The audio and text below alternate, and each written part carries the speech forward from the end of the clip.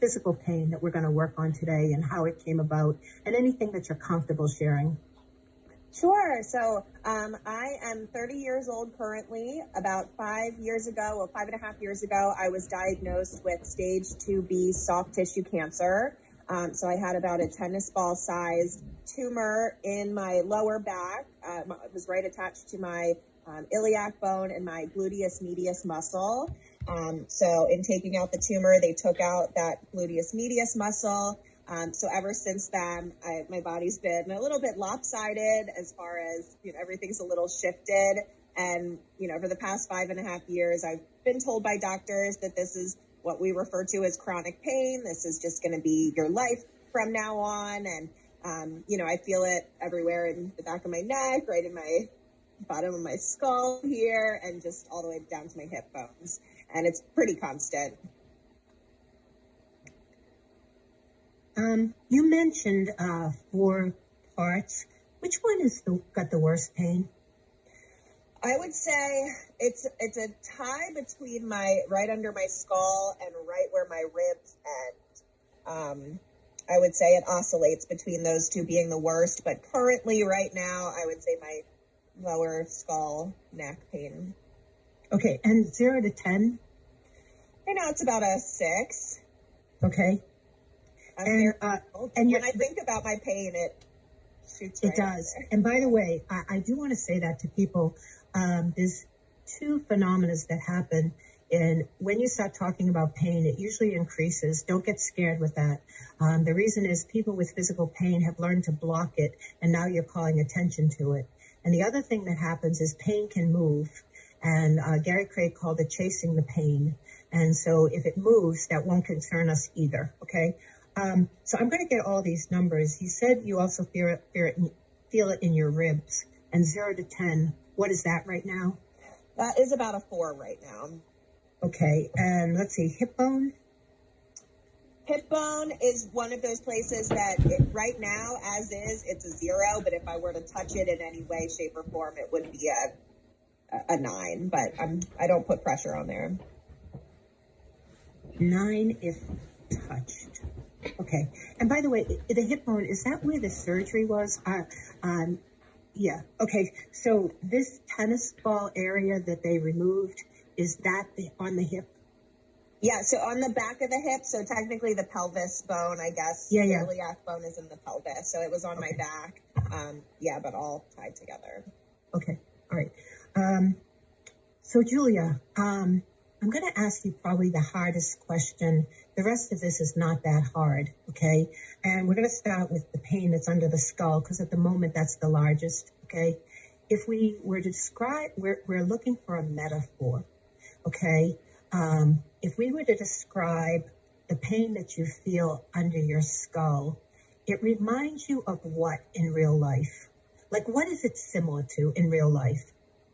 The first thing I thought of as you were talking was an anvil. It feels like an anvil. And that's great. A great metaphor. And what kind of anvil, and what is some of the characteristics of that anvil? So the primary characteristic is the weight being pulled down. So I was picturing an anvil kind of wrapped in chains, and that there is a heavy gravitational pull downwards, and that is discomfort. Okay. By the way, folks, Julia's good at this. You may have to help your clients a little bit. So I'll tell you, I was working with a cop, and I asked him for a metaphor, and I explained to him what it was. And he said, "Robin, I'm a cop, black, white. It's not a metaphor in this head. You'll never get anything out of me." And so what I said to him is, if this was a tool in your tool shop, what would it be? And he was talking about a frozen shoulder. He said, "That's easy." He said, "It's a vice that's been soldered shut." And so we had the metaphor, okay? So Julia's good at this, but do not think that everyone is, okay? Now, CJ went through all these questions. What does the pain feel like? How big is it? Heavy, color, whatever. And again, I think one of the things that I do in life is simplify. I'm a minimalist, if you will. So I'm down to 3 questions. I'm down to the first one and the last 2. Wait.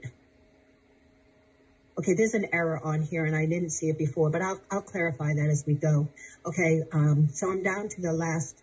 2 of the questions are on here. The other one is not. You can add it, and I apologize for that.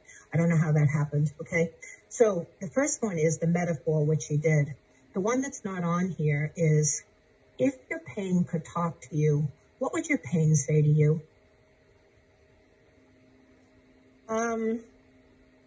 The first word that came to mind was nagging, that it would nag me. Okay. And what emotion does the pain have? What emotion is the pain feeling? The pain, not you. Yeah. If the pain could talk, it would say what emotion? Determined. Determined to what? Determined to persist. Persistent. It's not an emotion. Yeah, it's okay. So for the folks that are listening, when my clients have struggle with an emotion, I usually give them something that's so gosh darn positive that they say no, and then they get it. So Julia, is your pain happy? No. What is your pain? Angry. Angry. Definitely in the angry realm. And I'm going to tell you, anger is the number one emotion. Okay. This handout and the other handout, I don't know if you folks know of a company that's called Fiverr, FIVERR.com, and they will do anything for $5. Okay. And they made this into a more of a graphic for me, and I didn't realize that there's an error on it. By the way, they're not quite $5. When you figure out taxes and stuff like that, it can take you up to tipping and stuff like that. It can take you up to $20, but it is a wonderful company if you're looking for some work to be done. So the question that's missing here is, what would your pain say to you if it could talk to you? And I wonder if it's there. You know what? I can see it. There. Actually, it's there. Yeah. Isn't that interesting? Yeah, you can see it. Yeah, it is there. It's just on my screen, it's blocked off. So I guess it is there. And that would be great, because on the handout, it will be clearer. Okay. All right. So I now have Julia's words. We started with a pain of 6. I am going to use CJ's protocol. CJ uses the setup statement 3 times. Okay. And then we're going to go through 2 rounds of straight EFT, alternating Julia's words. Julia, again, I'm the experienced facilitator. You're the expert. It's your pain. If I'm off, please correct me. Okay. So Julia, follow me. Okay. We're going to hold this for a while, and I'm going to have you say, even though my pain feels like an anvil. Even though my pain feels like an anvil. It feels like weight being pulled down in chains. It feels like weight being pulled down in chains. My pain is determined to persist. My pain is determined to persist. And my pain is angry. My pain is angry. I'm a good person, and I accept myself. I'm a good person, and I accept myself. I'm going to say this 3 times, okay? Again, I'm following CJ's protocol. Even though my pain feels like an anvil. Even though my pain feels like an anvil. It's heavy, and it's pulling me down like it's in chains. It's heavy, and it's pulling me down like it's in chains. My pain nags me. My pain nags me. And it's determined to persist. And it's determined to persist. And my pain is angry. My pain is angry. I'm a good person, and I accept myself. I'm a good person, and I accept myself. So even though my pain feels like an anvil. Even though my pain feels like an anvil. It's heavy, and it has weight that's pulling me down in chains. It's heavy, and it has weight that is pulling me down in chains. My pain nags me. My pain nags me. And it's determined to persist. And it's determined to persist. And my pain is angry. My pain is angry. I'm a good person, and I accept myself. I'm a good person, and I accept myself. Okay, so we're going to go through the points now. This pain in my skull. This pain in my skull. I've had it for how long? I've had it for 5 years. And it doesn't seem to subside much. It doesn't seem to subside much. And it feels like an anvil. And it feels like an anvil. And it nags me. And it nags me. And it's determined to persist. And it's determined to persist. And my pain is angry. My pain is angry. This pain in my skull. This pain in my skull. Actually under my skull. Actually under my skull. It feels like an anvil. It feels like an anvil. It's very heavy and weighs me down. It's very heavy and weighs me down. It feels like it's pulling me down with chains. It feels like it's pulling me down with chains. It nags me. It nags me. And it's determined to persist. And it's determined to persist. And my pain is angry. And my pain is angry. And I've had it for 5 years. And I've had it for 5 years. And it's a pain under my skull. And it's a pain under my skull. Like an anvil. Like an anvil. Weighing me down. Weighing me down. It nags me. It nags me. And it's determined to persist. And it's determined to persist. Julia, tune into that pain under your skull. And I'm going to have you go there for 5 seconds. And 0 to 10, where's your pain right this second? A 2. It's a 2. Okay. By the way, let me just say this. I wanted to say the reason that the metaphors are more powerful than language is because metaphors are a direct shot up to the amygdala. They also are a picture on both sides of your brain, and they're a direct shot up to the amygdala. And the amygdala is one of the pain centers. And that's why the metaphor is more powerful than straight language. Okay, I'm just going to check some things here. What is the rib pain right this second? A 0. Okay, so that went from a 4 to a 0. And do we dare touch that hip bone? We can, yeah, we can touch it. Better than running into a doorknob without expecting it. Touch it. You told me it would be a 9 if you touched it. What is it now? It's about a 6 if I touch it. It's about a 6. Yeah. Okay.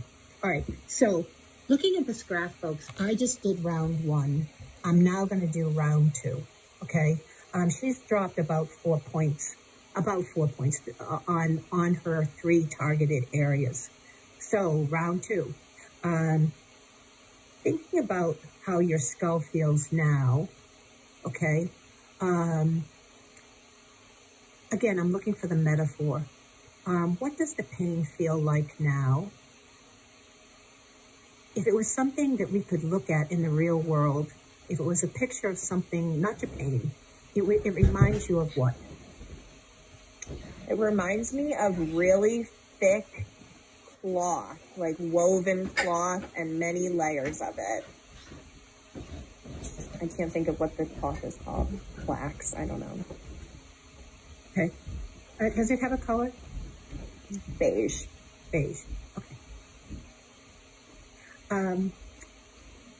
What emotion does your pain feel right now?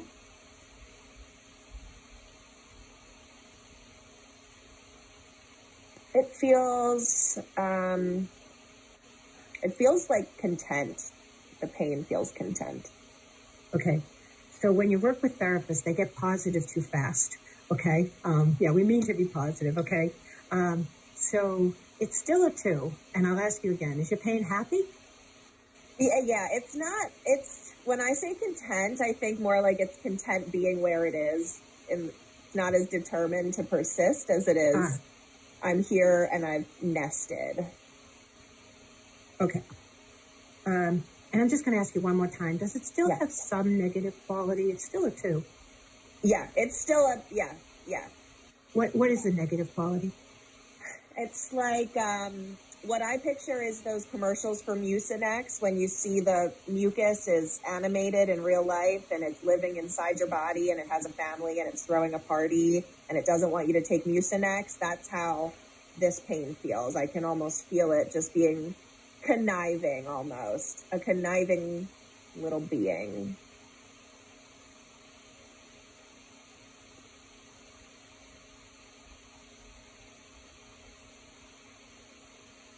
Fabulous. Okay. And if the pain could talk to you right now, what would it say to you? it would, the first thing I pictured was that it spit at me, and it didn't use words, it spit at me. Okay. That's Yeah. fine. Okay. So round two, if you will. Okay. Even though I still have pain under my skull, Even though I still have pain under my skull, and it feels like a thick woven cloth and it feels like a thick woven cloth with many layers. with many layers. It's almost like that Mucinex commercial, It's almost like that Mucinex commercial, where they're all dancing and having a great time because I'm sick where they're all dancing and having a great time because I'm sick and don't want to take Mucinex. and don't want to take Mucinex. My pain feels a little more content. My pain feels a little more content. It's not quite as determined, It's not quite as determined, but it still is a bit conniving. but it still is a bit conniving. And what my pain wants to do is spit at me. And what my pain wants to do is spit at me. And I'm a good person, And I'm a good person, and I accept myself. and I accept myself. So even though I still feel pain under my skull, So even though I still feel pain under my skull, and it feels like a thick woven cloth and it feels like a thick woven cloth with many layers, with many layers, it's almost like that Mucinex commercial and it's almost like that Mucinex commercial, with all that mucus just dancing around, having a great time at my expense.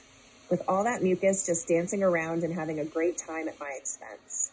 My pain is a bit more content. My pain is a bit more content. It's not as determined. It's not as determined. It's still conniving, though, It's still conniving, though, and it wants to spit at me. and it wants to spit at me. I'm a good person, and I accept myself. I'm a good person, and I accept myself. So even though I still have pain, Even though I still have pain, and it's under my skull, and it's under my skull, and it feels like a thick woven cloth and it feels like a thick woven cloth with many layers, with many layers, and it's like the Mucinex commercial it's like that Mucinex commercial, with all those little mucus things dancing at my expense. with all those little mucus things dancing at my expense. My pain is a bit more content. My pain is a bit more content. It's not as determined, It's not as determined, but it's still conniving, but it's still conniving, and it wants to spit at me. and it wants to spit at me. I'm a good person, and I accept myself. I'm a good person, and I accept myself. This pain under my skull, This pain under my skull, it feels like a thick woven cloth it feels like a thick woven cloth with many layers. with many layers. It's like that Mucinex commercial It's like that Mucinex commercial, where all that mucus is dancing at my expense. where all that mucus is dancing at my expense. My pain is a bit more content, My pain is a bit more content, and it's not as determined, and it's not as determined, but it's still conniving, but it's still conniving, and it wants to spit at me. and it wants to spit at me. This pain This pain feels like a thick woven cloth feels like a thick woven cloth with many layers, with many layers, like that Mucinex commercial like that Mucinex commercial, with all that mucus dancing with all that mucus dancing at my expense. at my expense. My pain is a bit more content. My pain is a bit more content. It's not as determined, It's not as determined, and it is conniving, and it is conniving, and my pain wants to spit at me. and my pain wants to spit at me. This pain, This pain it feels like the Mucinex commercial. feels like the Mucinex commercial. Julia, turn into the pain that you have under your skull, Okay. and I'll send you there for 5 seconds. And 0 to 10, A 1. it's a 1, okay?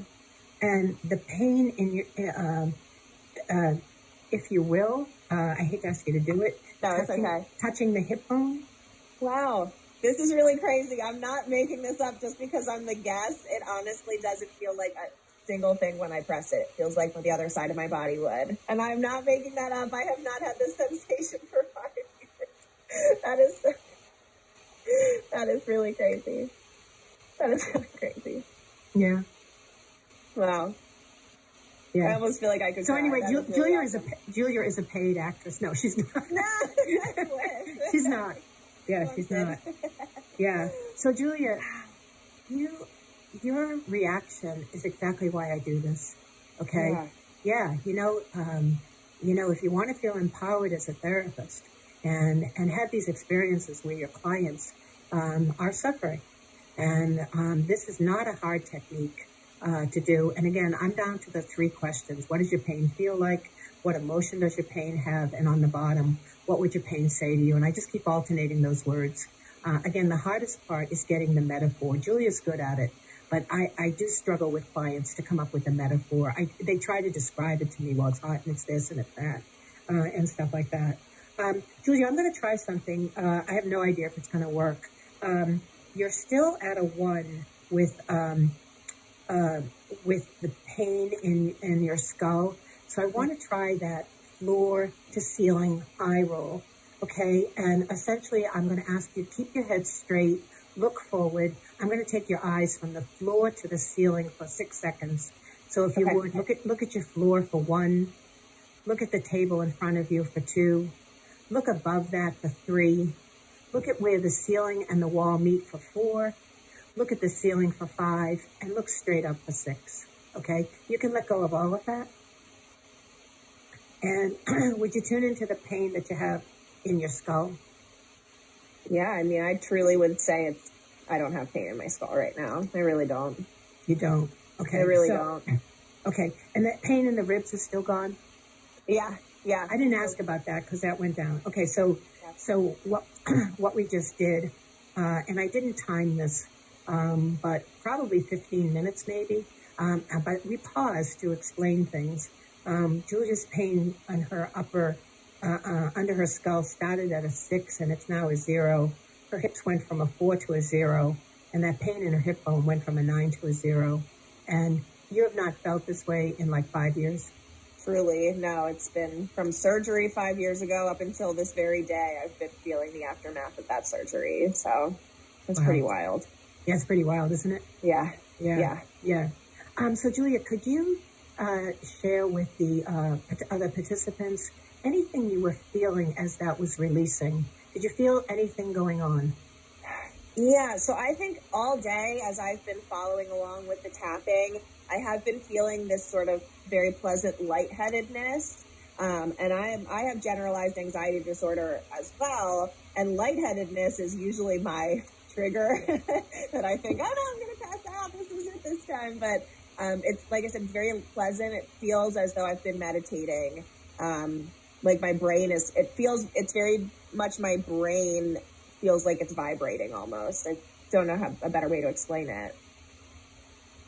Is that pleasant or unpleasant? Very pleasant. Very pleasant. Oh, very pleasant. Okay. Yeah. Okay. Absolutely. Did you feel anything physiologically as this released? To be honest, I did not feel any. I kind of thought maybe I would feel like, I don't know, click, click, click, click, like down my body, everything sort of releasing little by little. And not that I had an expectation that didn't get fulfilled. I don't want to make it seem like that, but I try to do a lot of meditation, and so my body is often relaxed in most cases, but in places like my neck, I don't know how to relax that area. So I do, you were asking me where my pain is, I could tell that I wasn't holding tension in my neck anymore, whereas normally I'm able to keep my shoulders down, but my neck is like, hard as a rock. So, yeah. Okay. Do you have any questions for me? I don't, but I'm excited to just breathe for a little bit. That was really awesome. Thank you so much. And thank you, everyone. Yeah.